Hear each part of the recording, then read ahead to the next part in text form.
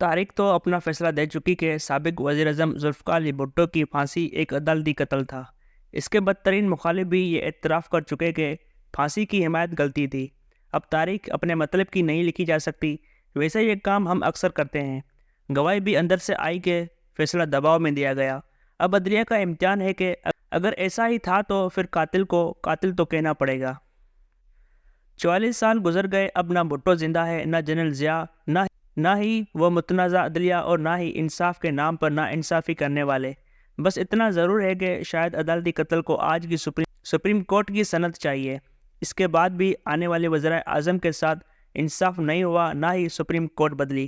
نظریہ ضرورت آج بھی زندہ ہے، البتہ موجودہ اعلیٰ عدلیہ سے کچھ امید سی ہے کہ شاید سمت درست کر لی جائے۔ کل کیا ہوگا کس کو خبر، خاموش رہو۔ بھٹو کی عدالتی قتل کی یہ کہانی ویسے تو 5 جولائی 1977 سے شروع ہوتی ہے، جب 90 روز میں انتخابات کا وعدہ کیا۔ پھر اندازہ ہوا کہ اس کی مقبولیت اقتدار سے غیر آئینی انداز میں بٹھائے جانے کے بعد عروج پر پہنچ گئی ہے، اور الیکشن ہوئے تو پی پی دوبارہ برسر اقتدار آ جائے گی۔ لہٰذا نہ صرف الیکشن ملتوی ہوئے، بلکہ اقتدار پر قبضہ کرنے والوں نے یہ بھی فیصلہ کر لیا کہ اس کا زندہ رہنا ان کی موت ہے۔ اس لیے یہ اصطلاح سامنے آئی کہ قبر ایک ہے اور افراد دو، اور یوں اس کو راستے سے ہٹانے کی سازش تیار کی گئی۔ ظاہر ہے فوجی عدالت سے سزا دلوائی جاتی تو غصہ ایک جانب ہوتا، لہٰذا من پسند ججوں کی ٹیم کی تلاش شروع ہوئی، اور یہ کام بڑی باریک بینی سے ہوا، جس میں بظاہر ہمارے وکلاء تاریخ کے سب سے متنازع وکیل اور اٹارنی جنرل شریف الدین پیرزادہ کا نام نمایاں ہے، مگر لاہور ہائی کورٹ کے اس وقت کے چیف جسٹس مولوی مشتاق احمد بھی پیش تھے، اور یہی دو افراد تھے جنہوں نے من پسند ججز نہ ملنے کی صورت میں ایک ایڈاک جج جسٹس نسیم حسن شاہ کو 9ویں جج کے طور پر بینچ میں بٹھانے کا پلان تیار کیا، جس میں نظر آتا ہے کہ اس وقت کے چیف جسٹس انوار الحق کی مرضی اور رضامندی بھی کسی حد تک شامل تھی۔ سلام ہے سینئر صحافی اور ہمارے ساتھی افتخار احمد کو، جنہوں نے پہلی بار اس سازش کو بے نقاب کیا۔ نسیم حسن شاہ سے ٹی وی پر انٹرویو میں اعتراف کروا کر کے فیصلہ دباؤ میں دیا۔ بعد میں جج نے اپنی کتاب میں کچھ اگر مگر میں شامل کیے، مگر یہ واقعہ اس عدالتی قتل کو ثابت کرنے کے لیے ہی کافی ہے کہ اس اہم ترین مقدمے میں کیوں بٹھایا گیا تھا۔ وہ خود لکھتے ہیں، یہ اپریل 1978 کی ایک شام کا ذکر ہے۔ میں کسی تقریب میں شرکت کے لیے تیار ہو رہا تھا کہ اطلاع ملی جسٹس مولوی مشتاق اور شریف الدین پیرزادہ گیسٹ روم میں میرا انتظار کر رہے ہیں۔ روایتی الیک سلیک کے بعد میں نے آنے کا مقصد جاننے کی کوشش کی تو بولے، ہم جانتے ہیں کہ آپ اس بینچ کا حصہ نہیں جو بھٹو کی پھانسی کے خلاف اپیل سنے گا۔ میں نے کہا، میں ایک ایڈاک جج ہوں، اس اہم مقدمے کا حصہ کیسے بن سکتا ہوں؟ دوسرے آپ لوگ تو اس کیس میں پارٹی ہیں، آپ کو یہاں نہیں آنا چاہیے تھا۔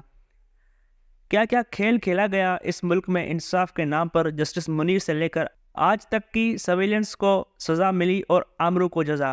جسٹس مشتاق نفرت کی حد تک بھٹو سے ناراض تھے، لہٰذا روایت اور اخلاقی ضابطے کے برخلاف نوٹ بیفور می کہنے کے بجائے انہوں نے خود اس 1975 کی ایف آئی آر کو سیشن کورٹ میں جانے سے پہلے ہی خود اپنے سربراہی میں اپنی پسند کا بینچ بنوایا اور بھٹو کو پھانسی کی سزا دی۔ اس سماعت کا حوال سنے تو اندازہ ہوتا ہے کہ محترم جج کا رویہ کتنا حد تک آمیز تھا بھٹو کے ساتھ۔ بہرحال سپریم کورٹ نے 9 رکنی بینچ تشکیل دیا تو جسٹس نسیم حسن شاہ کو 9ویں جج کے طور پر شامل کر لیا گیا۔ اپیل کی سماعت شروع ہوئی تو کچھ عرصہ بعد ایک رکن پشاور کے جسٹس کیسر محمود، جن کے بارے میں خود جسٹس شاہ لکھتے ہیں، وہ بھٹو کی اپیل منظور کرنے کے حق میں تھے۔ 65 سال کی عمر ہونے پر ریٹائرڈ ہو گئے۔ اب بینچ 8 رکنی رہ گیا، مگر توڑا نہیں گیا۔ پھر ایک اور جج جن کے بارے میں بھی یہی خیال تھا، جسٹس وحید الدین احمد، وہ بیمار پڑ گئے اور بینچ سے الگ ہو گئے۔ اب بھی بینچ نہ توڑا گیا۔ سماعت 7 ججوں نے کی اور نسیم حسن شاہ 7ویں جج تھے۔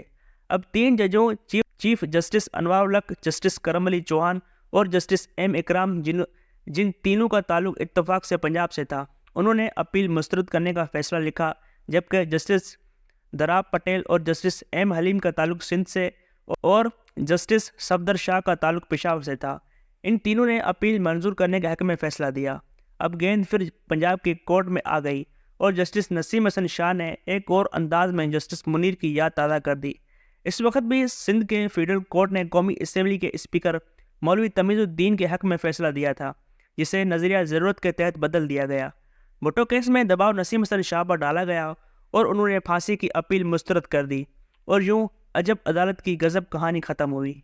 کبھی تو سوچنا یہ تم نے کیا کیا لوگو، بھٹو کو پھانسی دینا تھی سو دی گئی، اسے تاریخ نے زندہ رکھنا تھا تو اس نے پھانسی کو عدالتی قتل قرار دیا۔ آج کی عدلیہ کا کیا فیصلہ دیتی ہے اس کا انتظار رہے گا۔ بیشتر کردار اب اس دنیا میں نہیں، مگر ان 44 برسوں نے پاکستان کی سیاست کو اور ریاست کو بند گلی میں کھڑا کر دیا ہے۔ آج سب مانتے ہیں کہ وہ ایک دلیر لیڈر تھا، امریکہ جیسے سپر پاور کی آنکھ میں آنکھ ڈال کر گفتگو کرنے والا۔ امریکہ نے اسے عبرت کا نشانہ بنانے کی دھمکی دی، مگر اس نے ایٹمی پروگرام ترک کرنے سے انکار کر دیا۔